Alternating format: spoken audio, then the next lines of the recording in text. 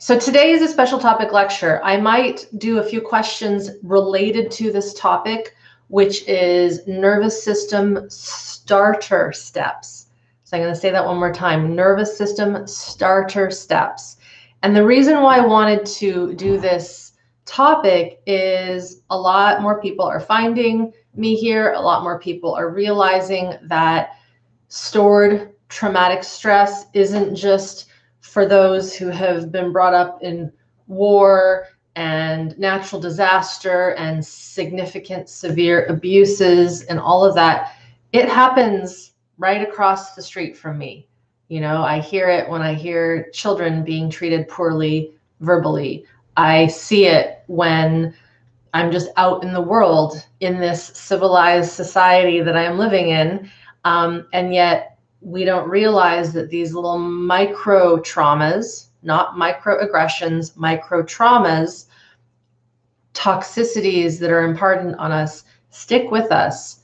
And so while the term trauma can seem like a real scary thing, my definition of it is something that is put towards us within our environment where we don't have the capacity to handle the stress of that incident, of that event, of that verbiage, of that situation, and we don't process the stimulation, the stress. We store it inside, right? So this could be, there's so many examples. So I'll use more examples as we get going. And the other reason why I wanted to do a basic starter step video lecture is we get a lot of questions, my team and I, and many of the questions are they're all wonderful, and they all have a very similar, I'm going to use the term algorithm. So everyone has a different journey, a different history, a different capacity. Humans are really fascinating and complex because we're not all raised equally the way animals in the wild are raised by their mothers typically.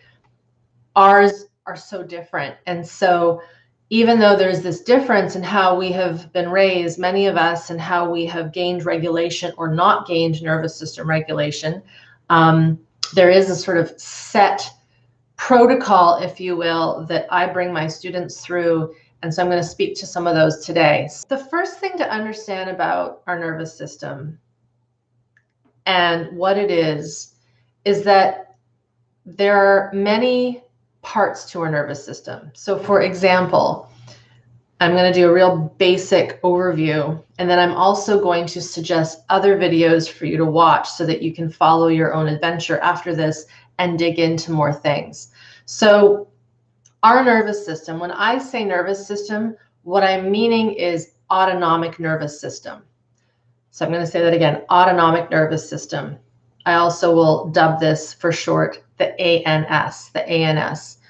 And so there are two main nervous systems, just for the sake of simplicity. One is the central nervous system, and one is the peripheral nervous system. Now, the central nervous system is the brain and the spinal cord. Brain and spinal cord. That is central, and it's because it's the center of the body. It's central to our core. The peripheral nervous system is everything that comes out of the center. So our brain has nerves that come out of it. Our spinal cord has lots of nerves that come out of it. The brain nerves are the cranial nerves, and then just the nerves that come out of our spinal cord are within what we would call sympathetic and parasympathetic nerves. So the peripheral nervous system is the ANS, or the ANS, I should say, is part of that peripheral nervous system. So let me just define what the autonomic nervous system is. It is the parasympathetic and the sympathetic. Now, I'm not going to get into all the details of the branches, but the sympathetic is typically classified as the one that gets us going. It gives us that adrenaline. It is the fight flight, but it also keeps us alert. It is allowing me to sit up and activate my muscles so I don't fall over, right? So it's working to help me be here, alert, working, blood is pumping, my blood pressure is higher than it was a moment ago when I was just chilling outside on my deck. So there's the sympathetic nervous system, which is part of the autonomic nervous system, and then the parasympathetic nervous system, which is also a branch of the ANS, which is part of that peripheral nervous system. Now, these two nervous systems are essential for our life, for survival, for the functions of our body. The parasympathetic nervous system is a little more complex. And the thing to know about it is it slows us down. It brings things slower. It could be slowing down so that our system recovers and regenerates. This would be the rest digest portion, but it also slows us down if we need to go into shock, if we need to shut down our sensations because, say, we're maybe hurt, or maybe we're in the midst of having an abuse occur to us and we don't want to feel what's happening. So our system's going to flip into a portion of the parasympathetic to keep us from feeling the pain.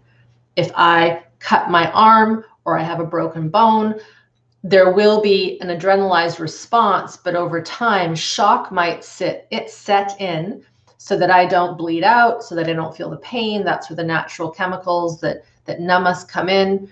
And so the parasympathetic nervous system, that again, as I said, is related to the autonomic nervous system. It is the autonomic nervous system. It's part of that peripheral nervous system. And so this parasympathetic nervous system slows things down.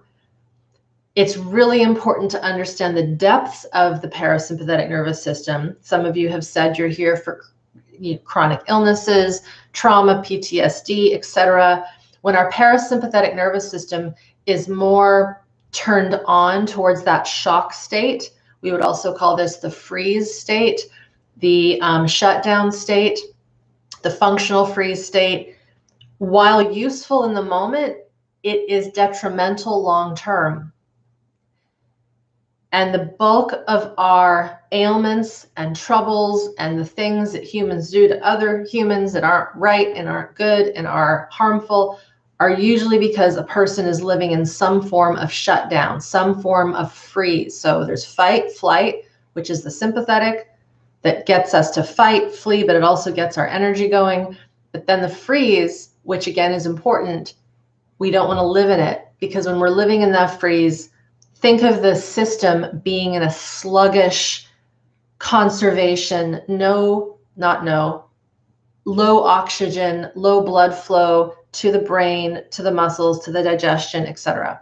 So the other thing I'm going to mention about the autonomic nervous system and these two branches of the sympathetic and the parasympathetic, the other thing that this autonomic nervous system governs are our functions. So I have a glass of water here. If I was to take a drink of this water, I won't quite yet because I'm not thirsty at this moment, but if I were to take a glass or a drink of water, it will go into obviously my mouth. A swallowing reflex will occur. It goes into my esophagus, into my stomach. It travels through my intestines all the way to the colon, and then the system brings the water out if I'm needing hydration. If I don't need it, it goes through the kidneys. I then excrete it as urine. All these amazing things happen. If I get a cut on my finger, the clotting mechanisms are going to start to basically make sure that I don't bleed to death. These sorts of things. If I'm cold, my system might shiver. If I'm hot, I'm going to sweat. These autonomic pieces to our physiology, they are governed by this ANS as well. So the way I've started this lecture today is with some education so that we set the tone. And one of the first starter steps to nervous system health and healing old traumatic stressors is understanding with absolute high level education the elements of our autonomic nervous system and how it works. I like to say non-dumbed down education. So I'm going to give you one little piece in a second that is not dumbed down that will make sense in a moment. So these automatic functions, digestion, immunity, hormone release, cardiovascular, temperature regulation, sleep-wake cycles, all this stuff is governed by this autonomic nervous system. So it is orchestrating everything the hormones, all of it, right? Now, put that to the side. Take a second to tune into that. If we are stuck in our survival responses because of, say, past stuff that was really scary and really bad, and we trapped it inside, and we didn't release, we didn't come out, we didn't integrate, we didn't find safety. If our fight, flight, freeze mechanisms, so that, again, that's part of that autonomic nervous system, if they are on hyper alert or hypo alert, that shutdown, it is going to directly influence the part of the autonomic nervous system that governs our physiology, our digestion, our immunity, our cardiovascular, our brain function even. So I hope that's making sense. The one thing about those autonomic pieces that I just mentioned, the parasympathetic, there's a lot of buzz out there right now. People are talking about the vagus nerve, and we got to prime the vagus nerve and tone the vagus nerve. The vagus nerve is the parasympathetic nervous system, and there's more to it than just priming it up. We have to understand these different levels of the vagus nerve, of the parasympathetic nervous system, and that sometimes we need to put the individual into situations that actually spark up more sympathetic, because they're so shut down in a portion of the parasympathetic that is hibernating and is conserving energy because of bad, scary things that happened to them or us back in the day. So sometimes we need to spark that up. But sometimes our system is so alert and overly aroused and living in fight, flight that we actually have to do things to bring the parasympathetic on board more so that we can find the rest, digest. Now, the final thing I'll say about the vagus nerve, and then I'll mention some resources, this will be your homework after this, is the parasympathetic nervous system. It is responsible, as I said, for the slowing down. And I'm leaving out a few pieces because we would be here for an hour to talk about it. But the other portion of the vagus is social engagement. If I were to start doing funny faces and doing all sorts of weird things and being a bit comedian-like, you might feel something in your system, right? If I stick my tongue out and do funny things, you might laugh a little bit. You might be a little shocked. You might start playing with me. This happened on a call yesterday with my students in SBSM. I started to bare my teeth and growl because we're working on anger and healthy aggression. And you could just see the life in people's faces lit up a little bit because we were playing. That social engagement is so important for humans, for mammals. We need it. And so when we've had a lot of bad, scary things that occur to us, this portion of our parasympathetic nervous system, it's called the ventral vagal aspect of this vagus nerve, it's a little shot, it's a little dull. It might not even have been properly tuned when we were infants. It gets built up properly between the ages of like day 1 to 3 years old. And portions of that are actually being myelinated when we're in utero, in mama's tummy or in mummy's womb, right? And so we need to also understand this importance of engaging with our environment, which I will get into in a second. So very important to understand the theory. Now, here are a few resources I want you to check out. I have a video called Polyvagal Explained. So I get into the different branches of the polyvagal theory. It's called a theory. It's not that complex in many ways, but what it's talking about is how there are cascades of reactions depending on our environment. And so when we understand the different ways that our nervous system works and responds based on threat, based on safety, based on the resources that make us feel good and warm inside, we can understand better how our system is working. So Polyvagal Explained. Now, if you're here live, we'll pop them in the chat. If you're watching the recording, they will be in the Show More section under Added Resources. So check out Polyvagal Explained.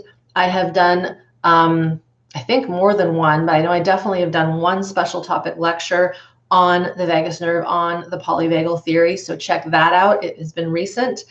And then the other video that I'm thinking of is what it takes to raise healthy humans. This is an older video of mine, but in that, again, on YouTube, so you can watch it after this, it describes what we need as human little people when we come out into this world so that we can have really solid health and regulation. So check out at least one, if not all three of those YouTube videos. They're all on my channel, so you can watch those after this. Now, what I just said is going to lead me into the next thing.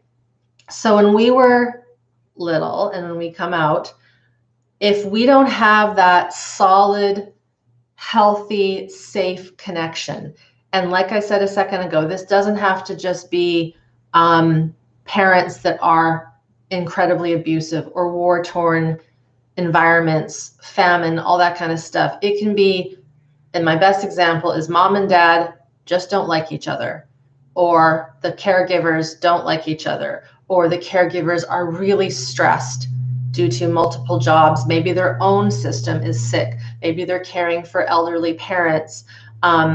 There's so many reasons why a little human that's an infant could be in a situation that is highly stressful. Doesn't have to be abuse. But what happens is that little one, us, if we're in that situation, we start to get the sense that the world and what's around us is dangerous. Even if we're not being harmed physically, even if we're not being verbally attacked, those also create stored trauma and a response in the system that deems a fight, flight, and then freeze reaction. But even if there's just these subtleties in the field of the home life, maybe the parents, and this is pretty common, I would say this is just the rule. This is the rule, not the exception.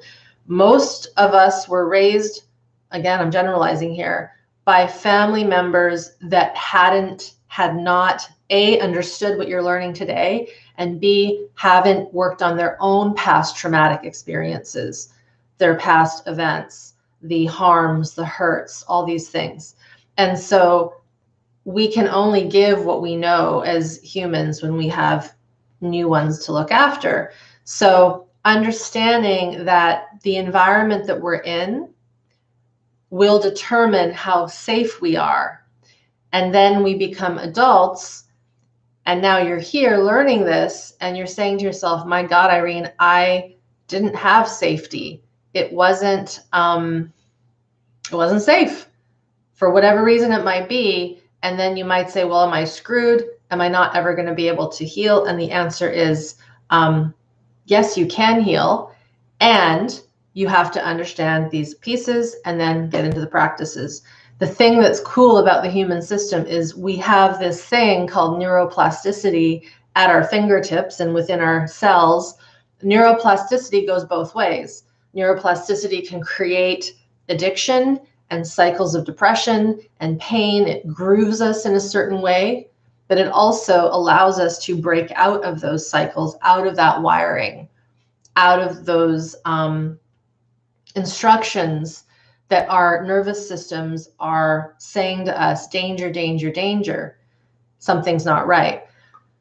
So I'm going to dive into the next piece. So again, if you're new here, I'm talking about basic starter steps for working with your nervous system, getting nervous system health on board. And really what I see are the essential things to understand and then start to practice. So I just did a very quick crash course in what the nervous systems are.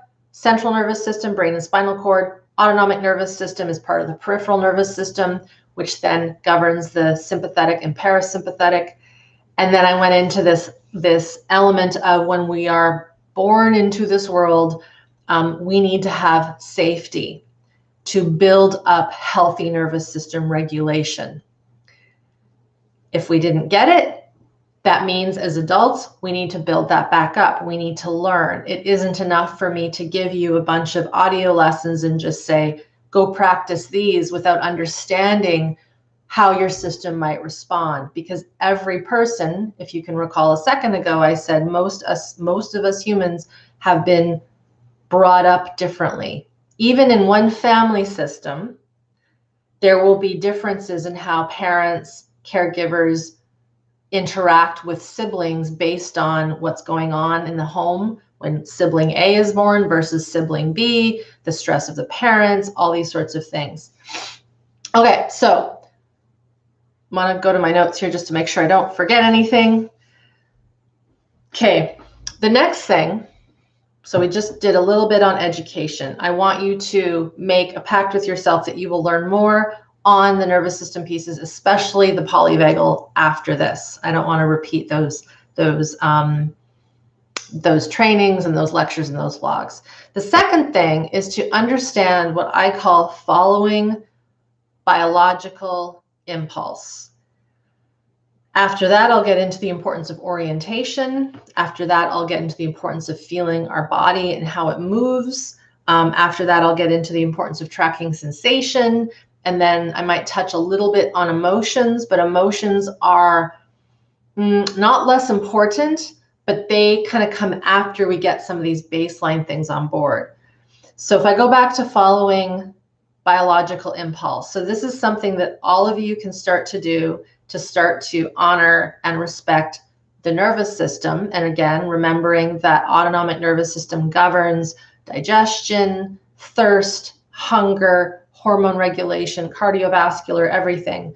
So the ability to listen to your body and the ability to really sense when your system needs something or needs to express something. So one of the simplest ones is when we have to go to the bathroom or use the toilet. We could say urinate or defecate or pass a bowel movement.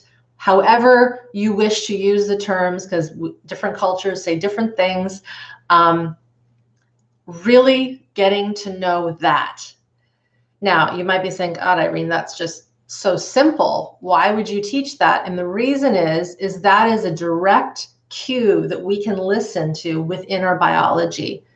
It is a lot easier to notice that than all the crazy thought process going around in our brain, all the emotions that might be bubbling up and sensations that are moving all over the body. So this ability to really sense and tune into these basic daily needs, biological needs.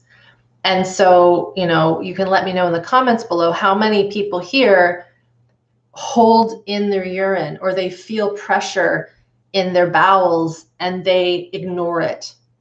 They wait and wait and wait until it's unbearable and then you run to the bathroom, right? Or how many of us are starving and we know we need to eat some food and we put it off and we put it off and we get lightheaded and dizzy and then we get irritable because we don't have enough sugar running through our brain and we start snapping at people and our kids. Or thirst, hydration. We know we need to drink water, but we don't for whatever reason. It can go the other way around. How many of us will continue to eat when we're full? We don't hear, or not hear, we feel that signal that says stop eating. Now, of course, there's hormonal aspects to this, but by way of awareness, so I'm going to use that word awareness, we can start to course correct some of these basic biological, physiological functions that have been thrown off because of past traumatic stuff. So I'm going to give you an example. Again, if we grew up in a situation that was scary, not safe, and again, it doesn't have to be war and torture and abuse. It can just be we were never listened to. We were never allowed to express how we felt. Whenever we cried, we were told to stop. Whenever we were angry, we were told to stop.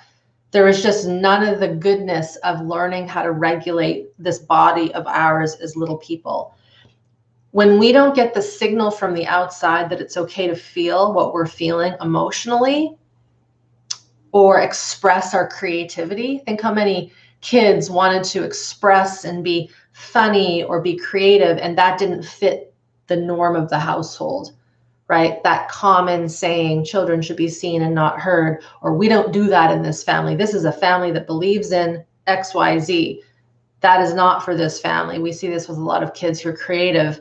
If they're born into more sciencey, more structured households, and a child wants to say, do a make-believe show where they pretend that they're an actor. And I mean, I remember doing this when I was a kid, and you know that the parents are bored probably of watching this, but they sit and they watch and they play and they let the little people do what they are creating.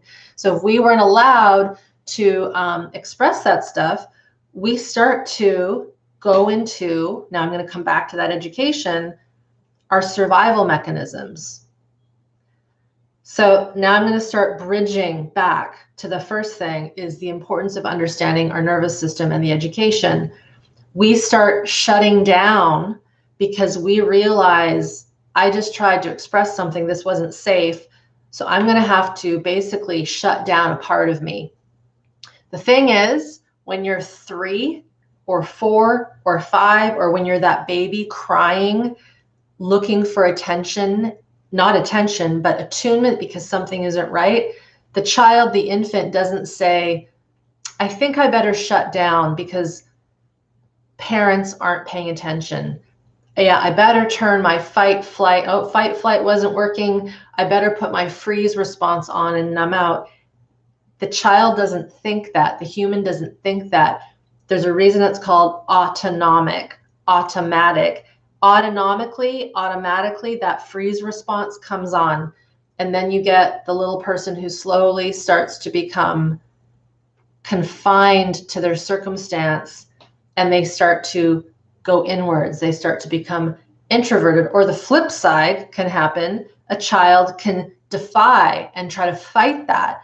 But usually over time, they realize, I'm not going to win at this battle, so I'm going to get really, really small. I'm not going to express. I'm going to lock myself in my room and just do XYZ. So I have a firm belief that introverts are created usually from this kind of situation. That's just my theory. I don't think there's anything wrong with being quiet and alone and reading something or creating something with regulation on board. But many folks, I think, are chronically introverted because they weren't allowed to express. So to go back to this idea of following our biological impulse, to connect with the things now in your body, to listen to the grumbles of the tummy, the fullness, the need to rest, the need to express, right? If something you see or hear or watch brings up an emotion in your system, can you feel it? Can you be with it? Can you really follow the impulse of that biology, of that physiology, so that it can not be trapped? If we think about the nervous system for a second, and I'm going to do a movement with my hands, but in a moment, it needs to have flow. It needs to have movement within it. It can't just be stuck up, and we don't want it to be stuck, turned off. And so the way that the nervous system works is this flow. It's like a sine wave. Goes up and goes down. There's a stimulus, and then the stimulus is deactivated. There's another stimulus, it's deactivated. Just like the heart pumps and then it rests. It pumps and it rests. The stomach, the digestion, there's this flow that we need through our fluids, through our lymph, through our blood, through our cells. We need to think of that in terms of obviously individual areas of our body, but the global whole of the system needs this flow. And so when we are holding things in, whether it's our biology, our impulses to cry, to feel frustration, to speak up, all these things, it stops our flow. It puts us into a state of stress, a state of tension. And so just to go back, following impulse, biological impulse, is very, very, very important. Okay. I know there's a lot of questions coming up here, you guys, and I appreciate them. And when I scroll through and see many of them, all, if not many of them, relate to doing these basic things at the beginning. If I have some time, I'll get into some specifics. But very important, do not underestimate learning these deeper elements, because then they inform you to understand better your body reactions, sensations, fight, flight, freeze responses, etc. Okay, so the next thing I'm going to get into is orienting. Orienting. And orienting is this act of being able to connect with the outside world. So we have obviously senses, eyes, so our vision, our hearing, our smell, our taste, our kinesthetic, feeling our body in relationship to the space around us. We need to have positive orienting responses. We would call them both defensive and exploratory orienting. Now, I've done 2 videos on this. I did a special topic lecture where I talked about orienting. It's called What the Heck is Orienting? So again, you can watch that after for a deeper dive into this. And then I also have another video that's more blog style where I talk about the 2 kinds of orienting, exploratory and defensive. So just a quick example, if we are, again, brought up in a situation that is not safe, or we have a trauma or a shock to our system, and it throws us out of the here and now, it pulls us out of our body because what's happening is so difficult and painful, 2 things might happen.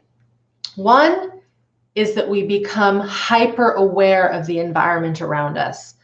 Our defenses are up, they're hyper vigilant. We are looking for danger all the time because danger came from the outside, it impacted us, and then so the story goes. The other thing that can happen sometimes is bad thing happens to us, scary things happen to us, and rather than becoming hyper vigilant to the environment, we shut down to the environment and we stop seeing it. We become, some people will call it tunnel vision, but it's more than that. We disconnect from the fact that there's even a world around us. This causes a problem because when we lose our orienting that's even natural, we then as humans are in greater danger, greater potential for future threat. We might not see the car coming when we're crossing the street because we're lost in our own world. We might not notice that we're about to walk into something because our peripheral vision, our sense of space around us is completely distorted. So back to this concept of orienting, we want to restore 2 things. One, exploratory orienting that is for pleasure and goodness and looking at the trees and hearing the sounds of the wind and the trees and the birds and the water and the space around us. It helps us orient to what needs to get done in our world. A lot of our students will say when they start to get more orienting that's positive on board, they actually start to clean their house more. They realize that they want their space to be in good order. Not in an obsessive way, but in a way that's clean and isn't cluttered and isn't taking up extra mental space because we keep seeing things that we don't need. So restoring the orienting response is super important. Now, it's not as simple as me saying, I just want you to look around, and you could try this if you want, just as an experiment. Some of you, as I suggest this, you may feel one thing, and some of you might feel another thing. So let's just play with this.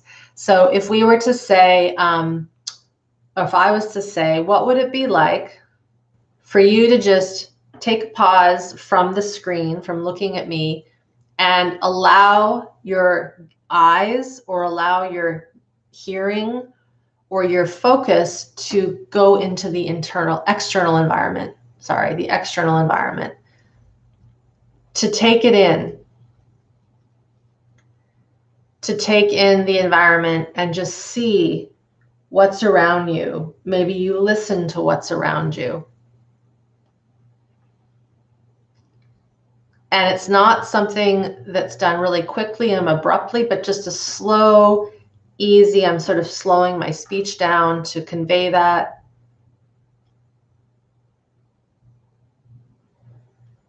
And as you do that, just notice what occurs internally or what you notice.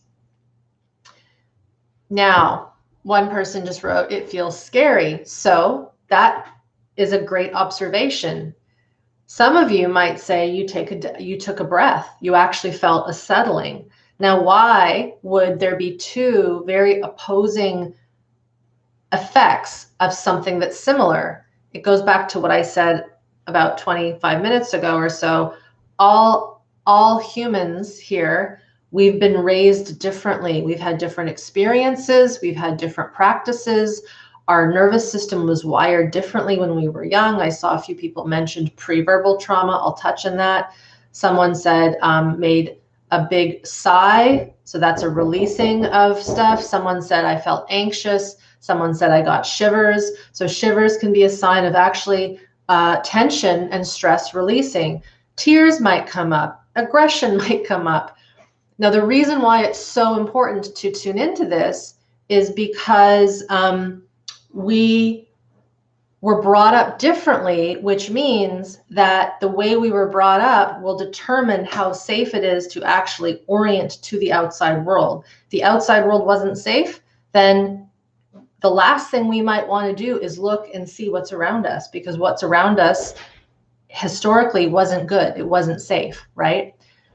Some of us might be craving coming out of the physical body and the sensations inside. And so then when we are guided, like I just did with you guys, to look and to see, you might go, oh my God, it's so nice to look and see what's around me.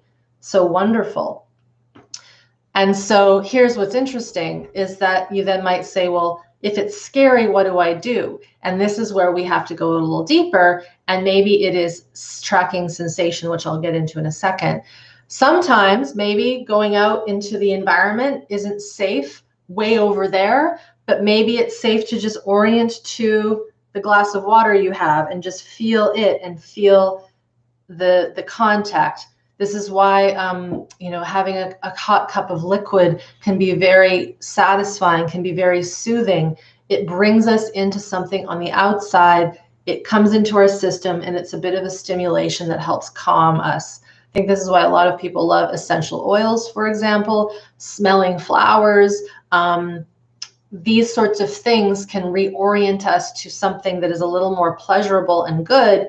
And then that directly connects to our autonomic nervous system to help calm and bring us down. And it puts us into a more slowing down of the parasympathetic nervous system that helps to bring our nervous system down, but not in a shut down way, in a healthy way. Because remember, the distinction, parasympathetic, it slows us down. Part of that is a shock response, and part of it can be a slowing down, rest, digest response.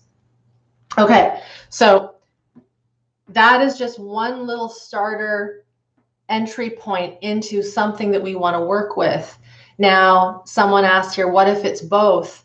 That can happen too. And this is where, again, this work is not linear. It's not cut and dry, and it's not a quick fix. You have to work with it, because it might be that if you go to the grocery store and you try to orient, that is too stimulating. But if you go to, say, the park and you orient to the grass and the trees, that feels soothing. So someone might say, well, then which is better? And it's not about better or worse. It's noticing, getting to know. And now I'm going to go back to the second thing, how the impulse and how the biology is responding to that thing. If it's too stimulating to orient when you're in the grocery store, then you keep things a little more internal, but still have awareness of what's around us. Someone said, I feel more comfortable in my body than orienting around me. So that's a great observation. And what we want to do as humans, if we want to really pick up the regulation and become more regulated and have more capacity, we want to be able to do both. Because when we don't have that orienting response to the external, our ability to defensively orient when real threat and real danger is there is going to be less. And sometimes we build that up by actively orienting, and sometimes we have to build that up by doing other practices that are less about what is outside and more what is internal. So the one thing I'll touch on now is this early trauma piece. So someone said a little while up ago on the comments, what about pre-verbal trauma where you don't remember? So this is a good point. So pre-verbal trauma is something that occurs to us either in utero, so when we're being cooked in mom's womb, or when we're brand new and we don't have the mental capacity on board to cognitively understand and make meaning with what's around us. So this is sort of under the age of 5, under the age of 4. And so when it's pre-verbal, this means it's all felt in the body. It's felt in our cells. It's felt in our gut. The threat is felt in our immune system. It's felt in how we breathe. It's felt in how we move our body. A very classic thing that a lot of the students that I work with will say, and you might know this too for some of you, you'll be sitting there with no problems, just doing whatever, and all of a sudden this flash of panic comes up for no reason, or all of a sudden you feel intense fear and you don't know why because there's nothing threatening around you. This is a very clear sign often that there is old survival stress trapped in your physiology, in the cells, in the systems, in the organs, that represents a very old time when your system was under threat, but you couldn't cognitively name it. So your system feels it, your cells feel it, your cardiovascular system, your immune system, your hormonal system. And so if that's the case, this is where I'm going to recommend another video for you to watch where I talk about healing at the stress organ level. I did a video a few years ago where I talk about working at the level of the stress organs. One of the main stress organs are the adrenal glands. And the adrenal glands, some of us have 2, some of us might only have 1 if 1 kidney has been removed. So we have our 2 kidneys back here. You can say hello to your kidneys. They are what produces the urine that we excrete. And on top of each kidney is something called an adrenal gland. And those adrenal glands pump out stress chemicals, stress hormones. The ones that most of us know is adrenaline or cortisol. The other one is noradrenaline.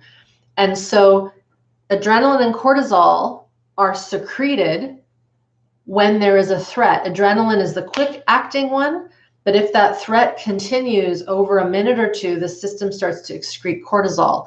So I'm going to play an example. If you were someone who was brought up in an environment that was very stressful, not safe, you weren't getting your needs met, you weren't attuned to, your system will get really good at secreting a lot of cortisol because it's looking to protect. The system is feeling fight, flight, there's danger, I have to react, I have to stay safe. This is where adrenal fatigue comes in. This is where burnout comes in. If we are constantly under threat, the system will burn out eventually. And so I'm not going to get into that whole story, but if we know that our early years were tormented, abusive, adverse, things weren't safe, and we know this through the research that was done in California originally, and now it's all worldwide, called the ACE study, Adverse Childhood Experiences Study. I did another little bit on this. It's a SoundCloud episode. You can listen to that where I talk about what the ACE study is, but for a really small piece of what that was, basically what that study came to realize and put on the map was that when we are little and we undergo adversity, high stress situations, the likelihood of us being chronically ill later in life is that much higher. The more adversity we have, the higher degree of illness later in life. Cancers, heart disease, autoimmune, even things like osteoarthritis, addictions, all the things that are so common in our culture, we have connected that to early adversity. So the reason why that's occurring is the system. I'm going to go back to the very first thing I said at the beginning. If we go back to the branches of the nervous systems, remember that autonomic nervous system governs digestion, immune system, hormones. Our body needs to repair. It needs to regenerate. We need to clean up the toxins that get created due to cell metabolism and the things that we are exposed to and all these things.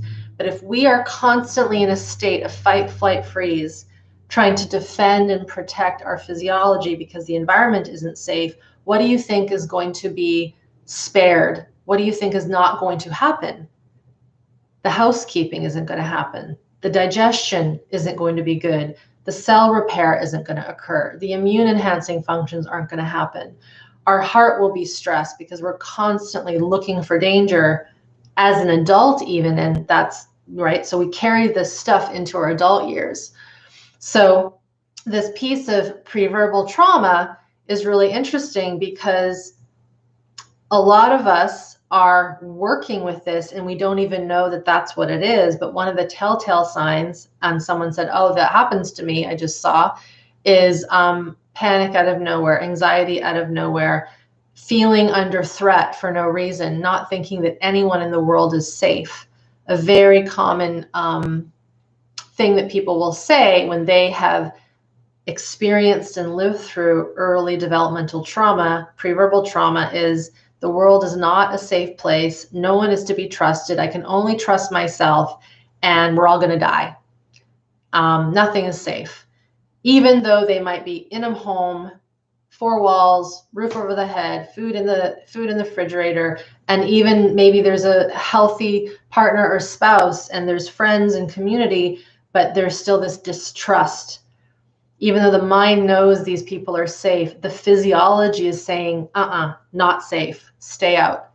And so to work with this, we need to, again, understand this physiology to a very high degree, start learning how to feel these impulses and know that they're there for a reason. You're not crazy. It's not just psychosomatic. It is the real physiology sparking up.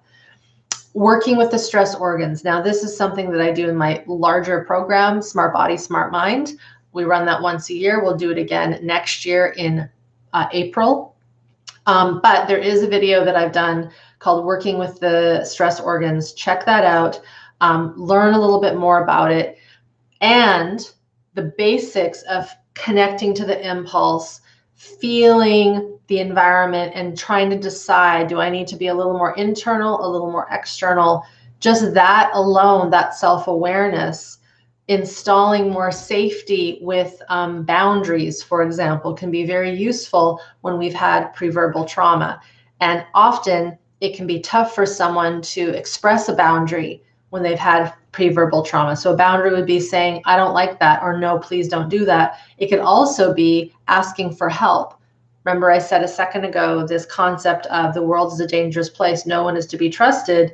If you know that that's your makeup, how you were wired when you were young, one way to break out of that wiring is to start kind of, I don't love this term, but it comes in sometimes in places like this, that kind of fake it till you make it. So of course, not to trust and go find random people on the street, but if you know a friend who that you know wants to help you, or a family member, asking for a little extra help, feeling what that feels like, going out of that comfort zone, as opposed to, I can do this all on my own, God damn it, and I'm going to kill myself trying, right?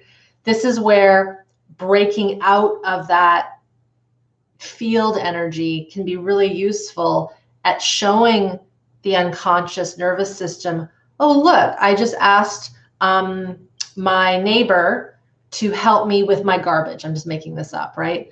Or to help me with something. And it followed through and it worked. And I didn't die, and they were nice. And to really feel what that's like. These are the little connections that we want to start making when we know we were really wronged and hurt when we were young. So one of the parts that I didn't mention about the peripheral nervous system, so again, that peripheral nervous system has the autonomic nervous system, which is the fight, flight, freeze, and also the pieces that govern our physiology. It also has the nerves and the nervous systems that make us do our movements. So I have a glass of water here. I can see it. I can orient to it. I can choose to pick it up. I don't have to think about how to do that because I learned, as I'm going to assume all of you learned when you were little, how to do these things. And so by connecting with how I'm moving, feeling that movement, and then noticing, am I breathing? You may be surprised when you start to listen to the body and your sensations, how common it is for us to hold our breath, or how common it is for us to just stop breathing, to tighten our belly, to tighten our gut, right? To tighten the perineum of the body, to do something and not be aware of the movement. So by actually bringing more conscious awareness to our movement, it can help us create more subtlety and more awareness within our peripheral nervous system. This is why I believe some practices, like say a really conscious, aware-based yoga class, or a Tai Chi class, or a Qigong class, or even an exercise class where you're really paying attention to your movements and you're noticing your breath and you're noticing when you're holding your breath, that in itself can help to improve our nervous system capacity. And so the other thing is noticing, are there moments in your day that you hold your breath? When you go to put groceries into the refrigerator, when you're chopping vegetables, when you're sitting down on the toilet, all these really simple things. We're constantly moving throughout our day. Can you start to witness and be observatory to your movements, and even see if you can, it isn't necessarily about slowing them down, but see if there's an asymmetry to the movement, see if you hold your breath, et cetera, et cetera. With what we've been talking about, again, these starter steps, tracking sensation. So again, when we have been taken out of our body due to trauma and stress, it is very, very common for us to stop feeling our sensations.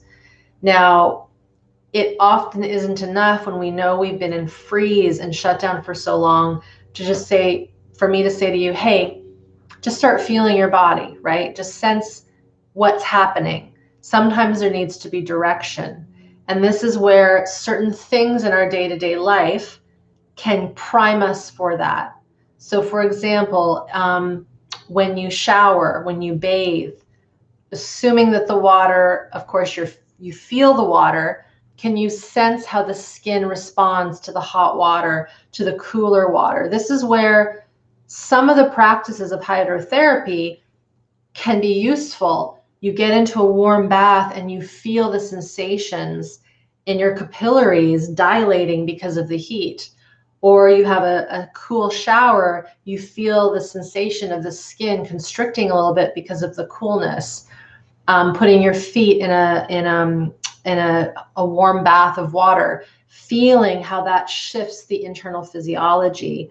When you, again, have a drink of water, have some warm food, some soup, some tea, can you take a moment? It isn't just about pausing and being with the moment, but feeling the sensation, tracking the sensation inside. If you hurt yourself, little things, I often use the example, if you stub your toe on a coffee table, if you burn your finger a little bit on some steam from the kettle of boiling water, rather than just jumping through and not observing it, take that moment to pause and really feel the little bit of sting, the little bit of pain, connect to what you're sensing. And then the next thing I'll say to that is, can you really connect with the environment? By environment, I mean, so let's just say you stub your toe on a coffee table, feel your feet on the floor. Or if you sit down to rest and feel the pain, sense your pelvis on the chair or on the couch. Even as I'm talking right now, can you sense the contact underneath your pelvis? If you're against a chair or a couch, can you feel the back of your body against that surface? To really connect to these simple elements of the space around us, while simple, is quite important, because most of us go through life not even aware that we're connected to the environment. So when these little things come up, like a little pain, a little ouch, a little hurt, notice it. Notice, oh gosh, I'm holding my breath. I just felt myself contract. I just felt my eyes get tight. I just felt my hearing shift. By noticing these little tiny things, as small as they are, these are the starter steps to gaining better nervous system health. Because you stub that toe, you burn the finger on some steam, these sorts of things, you get cut off in traffic, someone says something that isn't very pleasing, that is maybe abusive or hurtful, the autonomic nervous system will go into a fight-flight pattern. And if we don't deal with it, we shut down. So if you think about this, how many times in a day, how many times over the past week, the past year, the past decades, that every time something little like that occurs, there is this little mini shutdown response. There's a spike of adrenaline. Maybe you don't even know it's there. And then your system craftfully, very strategically shuts it down. And so your job in this is to start to notice when these things occur.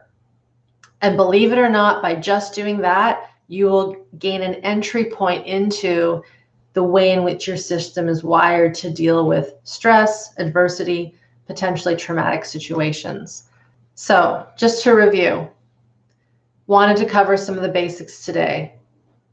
Importance of the nervous system education. If you haven't yet gone to my site, on my site, on the side tab, is an extra resource page filled with education. If you haven't watched the healing trauma videos, it's a 3-part healing trauma series. Very good videos to break down some really essential topics around the nervous system. It's 100% free of charge. Watch those videos, especially the first video, because the first video gets into some deeper analogies about our physiology and some scenarios as to why some people walk away after adverse events and are fine, and why some people walk away and aren't fine, right? So get into the education. There are handfuls of ebooks on my site. Also on that free resource page are some audio samplers. I believe there's 3 of them. So if you're looking to practice, and I hope you are, download those, work on them over the next week. Again, they're free of charge. There's no reason to not start tuning in. And in those, I guide you through how to connect with my voice, connecting to the ground, connecting to the breath, not changing the breath. Very important part of nervous system health is learning how to listen to the breath and not change it. Very, very counterintuitive to all the breath work that's occurring right now. Learning how to orient to the environment, learning how to follow impulse. So be sure to check those out. Education is important, and then these tools can help you learn how to follow impulse and orient and track sensations. And then the other thing are, or I should say, the other things are really making this a practice. And I'll maybe end with this, and then I'll get into some of the questions. We treat a lot of things like this as something that we do and then we end. Before I got into this work in 2004, I was in the field of fitness and nutrition. I was trained at a high level in nutrition and fitness. And it was so common, the whole New Year's resolution thing. People are all gung-ho. They want to get fit. They want to lose some weight. They want to improve their diet, blah, blah, blah, blah, blah. And that's great. I think we need to have that interest, that push, that excitement to start something new, to open to new territory. But what often would occur, and I saw this over and over again, is by the time it was maybe, gosh, even February or March or April, if you were lucky, the excitement died down. There wasn't that interest anymore. And then people kind of fell off of their routines, and then they felt terrible about it. They felt shame because they couldn't stick with something. And then the next year comes along and they start again. And so this is why it's so important to understand that this is not something that just happens for 2 months or 3 weeks or a year. We need to continually work with our nervous system, understanding these things. It's like eating well. You wouldn't eat well for just 12 weeks or 2 weeks or 3, whatever. and then say, okay, I've taken in all the nutrients I need to for the rest of my life. I'm going to stop and not worry about it. I say that because a lot can be done by just the simple daily things that I've just mentioned right now. So practicing, being aware, and knowing that there isn't a perfect way to do this. It's about little tiny baby steps, which I will admit are less exciting in some ways, right? And so there needs to be an urge to want to do this, and then knowing that there is a little bit of a monotony in a way. It gets a little, okay, this is pretty simple. Is this actually doing anything? And the thing is yes, it is, when you continue to notice these things. Don't wait until next year to start to do this work. A lot can change in a matter of 6 to 8 months. And so start doing the work, get into the free resources, and try a drop-in class or begin the 21-day nervous system tune-up. So Angela writes, I feel grief in my diaphragm, but I can't let it go. When I try, I start to gag. So be more gentle with that. You know, if you can let that grief be there, but also connect to the feet that are connected to the earth, the pelvis that you have that's connected to the chair. And gagging is an interesting one because it can be a sign that there is stored. Gagging is a sign of disgust, which is one of the basic primal mammalian emotions. Disgust is often one of the gateway emotions to healing toxic shame. I've done some videos. If you just type in toxic shame in my name, you'll get a couple of old videos that I've done on this concept of toxic shame. That might be what's happening, Angela, but the key again is getting to really know your system and really getting to know how to track sensation. In video number 1 of my Healing Trauma series, if you haven't watched that, be sure to do so. I use an analogy where I talk about a swimming pool and beach balls to depict the capacity in our system. And if our capacity needs more building, if we need more of it, it will be tough to move these really big balls of emotion that are essentially sensation. Emotions, while we think of them in our brain and we interpret them in our brain or our mind or whatever we would call this, they begin in the viscera. They begin in this physiology from the neck down and from the hips up. And so this is why when I say really listen to when you have to go pee, when you have to go to the bathroom and move a bowel movement, when you're thirsty, when you're cold, when you're tired, these signals, and listening to them and honoring them, what they do is they prime us to be able to listen to all the other stuff that's stored in the system. If it's hard for us to notice these basic biological impulses, it will be very difficult, and I've seen this time and time again, very difficult to release deep, deep, deep old traumatic wounds, right? It's like we need to learn that, what's that saying? You got to learn how to walk before you can run, right? In this case, we need to learn how to even feel our legs as a metaphor before we can even start to consider standing up. And so very important, very, very important to tune into these pieces. Could you touch on chronic fatigue, lack of motivating energy, and body pain? Yeah, so this comes into, again, those fight, flight, freeze responses. So chronic fatigue is indicative of the system living in a state of shutdown, living in a state of what we would call autonomic nervous system freeze. It can also be functional freeze. I did a video on that. You can just Google that, or we'll post that under here. But when we have got chronic fatigue, the system, again, if you missed the beginning, that autonomic nervous system governs also our flow, our lymphatics, our hormones, our cardiovascular, our energy, the ability for our system to take out waste products and get good nutrients into our cells through our food. So when we're living in a state of chronic fight, flight, and then freeze, what's occurring is that the system isn't getting the nutrition it needs. It's not getting the energy it needs. the cells aren't getting what they need. And so not only does that feel fatiguing because we're kind of being forced into this hibernation zone, the motivating energy isn't there because there's no sympathetic, there's no healthy sympathetic to get us going. Body pain also is a sign that there's trapped sensation. Peter Levine, one of my mentors, founded Somatic Experiencing, which is one of the things I'm trained in. He will often say that pain is trapped sensation.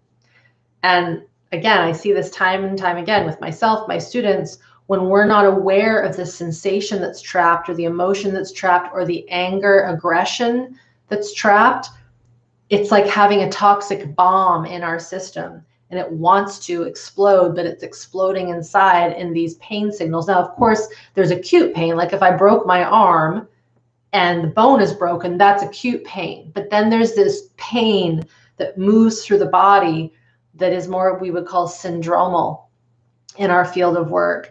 And it's a sign that that autonomic nervous system is cycling between fight, flight, and then freeze, fight, flight, freeze. And it's all over the place.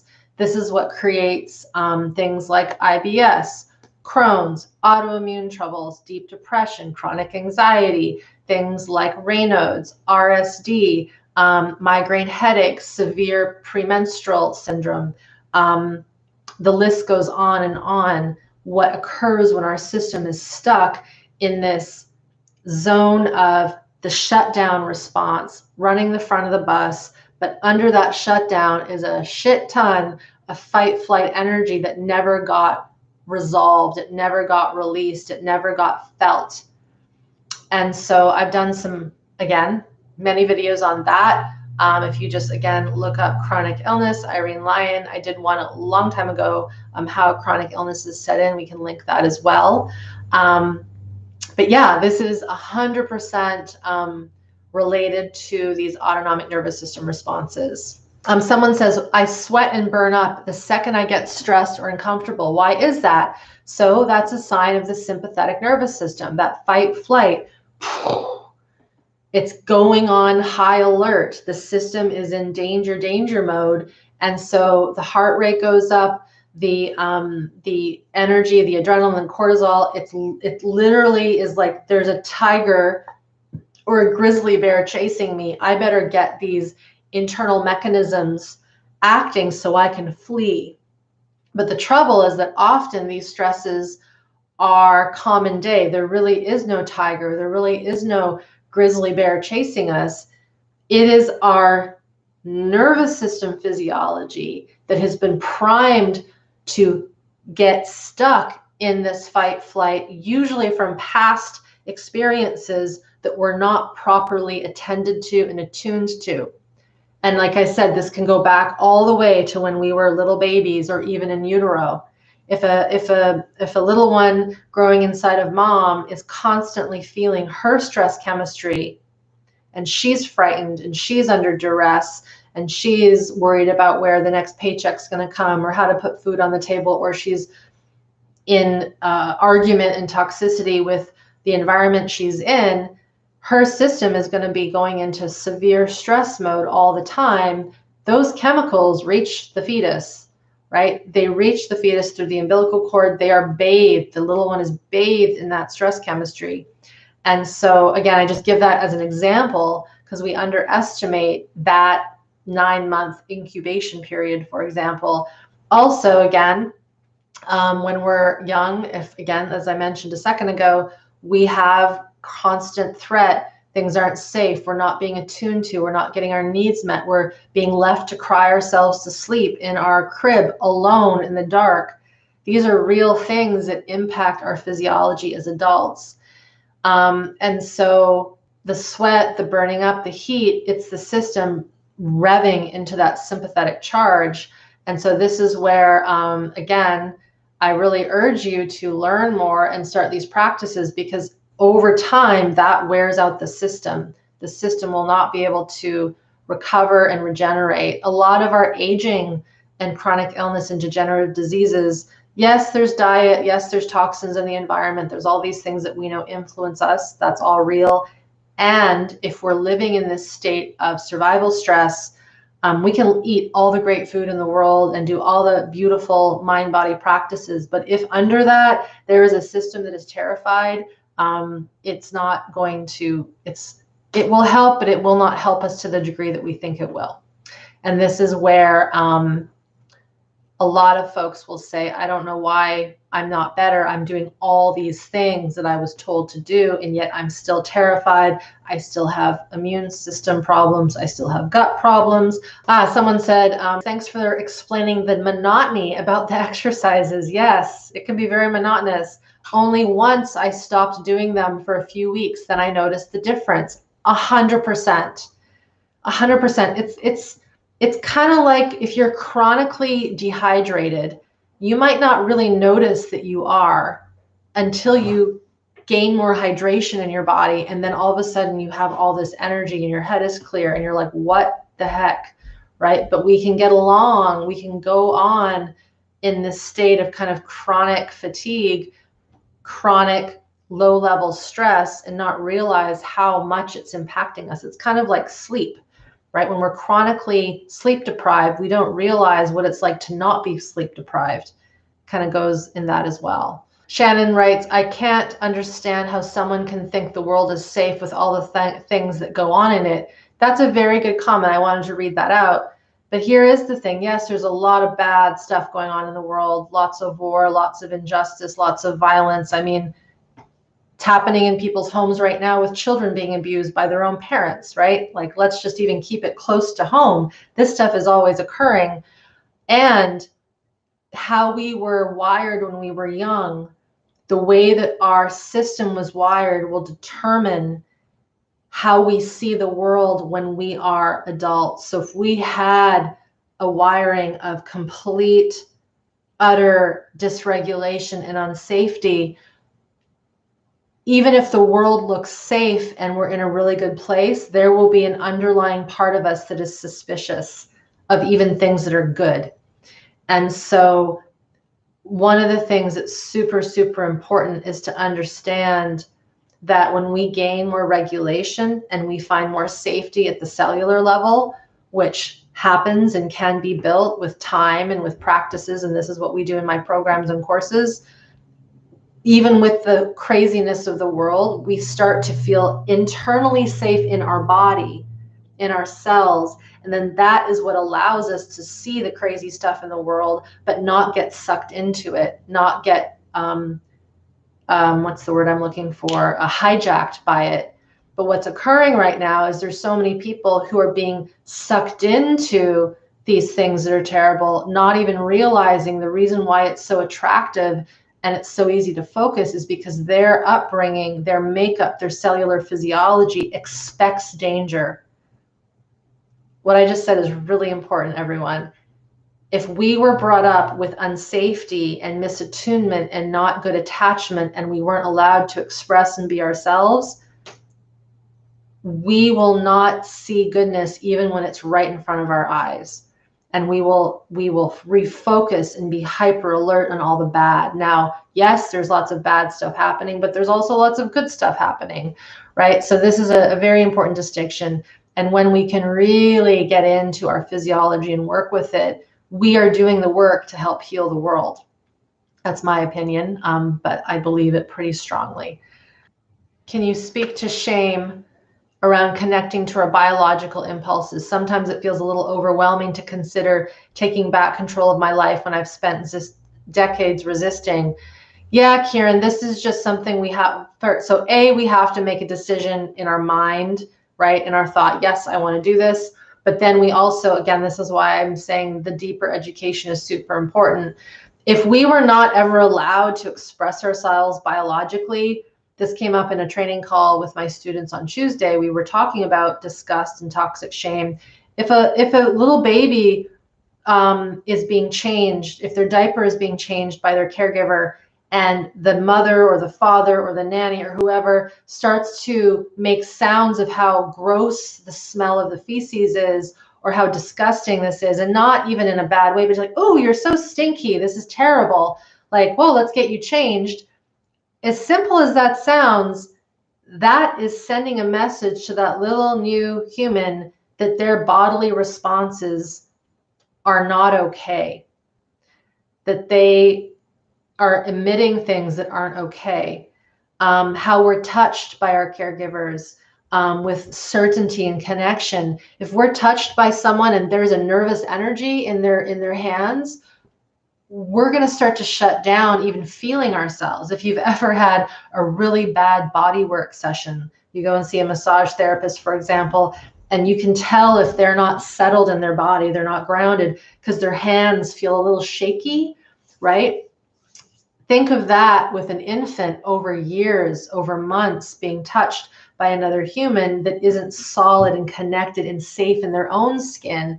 This transmits to us.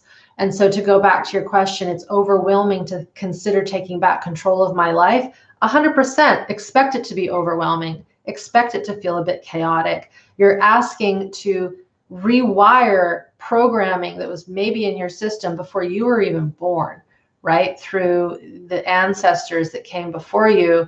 So you got to give yourself the benefit of the doubt. You need to give yourself time. You need to be gentle. It's hard work. This isn't just, making a grilled cheese sandwich. It's very, very challenging work. And yet, when we get over those humps, those bits of confusion and chaos, and we grow capacity, just as I think it was Natalia said, the light bulbs turn on. We start to see things in a different way. We know how to set boundaries differently. We know how to exist without all of this crap that's keeping us all stuck, and individually and also globally. So hopefully that answers a bit of that question. Someone asks, this was earlier, how to understand how to help others to overcome trauma. So the first thing, Rosalie, is you got to start with yourself. I have seen too many people dive into this work and try to do this work before they even have their own regulation on board, before they even are masters of their own physiology. So that's the first thing. It's very important to work on yourself. I know that a lot of my students want to do this work with other people, and I think that's wonderful, and I want them to do that when the time comes. But the more regulated and grounded and resilient we are in our system and safe, the work becomes a lot easier because it just naturally comes out of us. We're meant to help others heal. We're meant to be connected, just like a mother, when she is regulated and healthy and resilient, doesn't need a book to tell her how to parent or how to raise her child, just like animals in the wild don't need a book to teach them how to properly take care of their little cubs and little animals, right? There's no manual for that because it's intuitively known because they're healthy for the most part. And so this comes back to, some of this monotony of realizing, oh man, we just have to start with the basics and keep redoing them over and over again. And slowly we start to gain more capacity. And then when we do choose to work with others, it is a lot easier and it's a lot more enjoyable, right? Like these are so fun to do with you guys. And when I'm teaching, it is energy, but it's not stressful energy. All right, I'm going to get to one more question, I think, here. Carrie asked about OCD. I have talked about this in the past, so if you were to Google that, you would find it. But essentially, obsessive compulsive disorder and how it relates to survival stress and unprocessed trauma, one of the key hallmarks of a little human being that is in a state of chaos and things are out of control and they're not being attuned to, they're not being securely attached to, they're not being respected in their own human individuality, in their own soul. So let's just say a child was brought into this world where it was chaos. Doesn't have to be abuse again, but it's these little micro traumas that throw us out of our sovereignty and out of our true essence. We will look for ways to control. We see this with eating disorders. We see this with eating preferences. If a child can control, for example, what they eat, that is one way to have some control and safety in the household.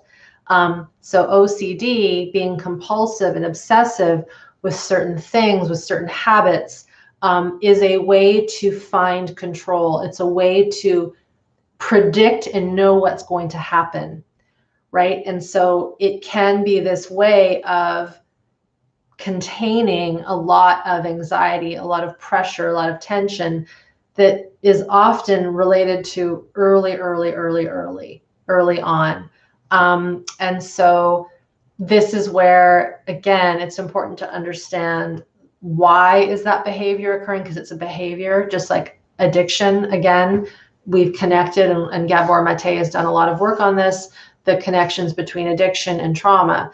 It's in essence, it's the system is looking to soothe, right? So in the essence of OCD, the system is looking for control. And I can do this. I can choose how I go about these things. And there's all sorts of different kinds of OCD, but I'm making the choice, and I'm feeling good about having these things in order. The key to starting to shift out of that, because I know it can be absolutely debilitating, is to feel the impulses within the impulses that are causing the individual to do that behavior. And biology drives behavior. It's not the other way around. So our biology is driving that. So that's why getting to know the biology and these impulses that I mentioned, the basic ones I've just talked about, don't underestimate them. And so rather than trying to change the behavior, the OCD behavior, work first at getting to know the physiology and what's driving that biology first. I'm going to end with this comment from Johan. Says, we can heal. I'm on the other side of the let's start that again. We can heal. I'm on the other side of the big work now. Remove the stressors, handle the traumas one at a time, dilute the bad feelings by filling your life with good things. Beautifully put. So what you've written there is, one of the things, and I'll end with this actually. So thank you for everyone who's hung out with me today, either live or on the recording.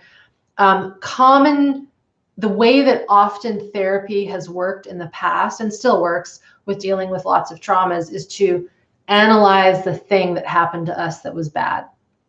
And that can be risky, because then we just get caught in this loop of what was bad that happened to us. And I think sometimes it's important to understand what happened to us so that we can make sense of what's happening now. But we don't want to get mesmerized by that past. We want to know, yes, that occurred, but now I'm here. And one of the things that I've noticed to be most beneficial at us building capacity in the here and now so that we can handle the past stuff a lot more smoothly is to work on the stressors that come into our life today. Work on the things that occur today. Like I said, you stub your toe, use that as an opportunity to feel your body and process that pain. You get cut off in traffic, don't go and road rage on the person, but maybe you have to pull over. Maybe you have to feel the adrenaline, the response. Maybe you have to let out a scream, process it in the moment so you're not keeping these stressors in the system. Now that you've been here and you've listened to this, one might say there's no excuse not to do that. The only excuse is conditioning of, oh, I'm not going to do that right now. I'm just going to keep going. Now, of course, sometimes we might not be able to because we're in the middle of something, but to, kind of mark it in our brain as I got to tune into this later when I'm at home and I'm not driving on a freeway at 150 miles an hour, whatever, right? Those sorts of things. So from this day forward, and I talk about this in the healing trauma videos, really start to listen to how you can process what is occurring in the moment now, because that will influence and impact how easily the old things start to come up and bubble up and come out, right? We want to really understand how important it is to build these foundations. And when we have the foundations on board, we understand theoretically what's happening in our body. Then when the old, bad, scary stuff comes up, it actually isn't that big of a deal. It's still a bit of a ride, but we're not terrified with it, and we don't get re-traumatized, and we don't fear what's being stored in our biology. A lot of people stop this work because they'll have an experience where a therapist or a workshop or a retreat literally threw them into the deep end of the pool, and they had to basically figure out how to swim before even knowing how to feel water on their bodies. So my suggestion, as this is about starter steps today, is to really learn how to feel that metaphoric water, right? That metaphor of, can you just start sensing yourself in the world, in your interactions, how you feel with people around you, how you treat yourself as you eat your food, how you take yourself to bathe and clothe and do the things that you need to do every day. Be aware of those body movements. Be aware of how you hold your breath. Be aware of where you're looking, how your attention is to the world. All these little tiny things, they do add up. They do add up. So to end, thank you for all being here. It was a pleasure to go through some of these basics. Be sure to get into my stuff on my site. Free resources, the video trainings, the audio samplers, the paid classes. Start playing with it, enjoy it, be curious, be gentle on yourselves, and we will see you next time.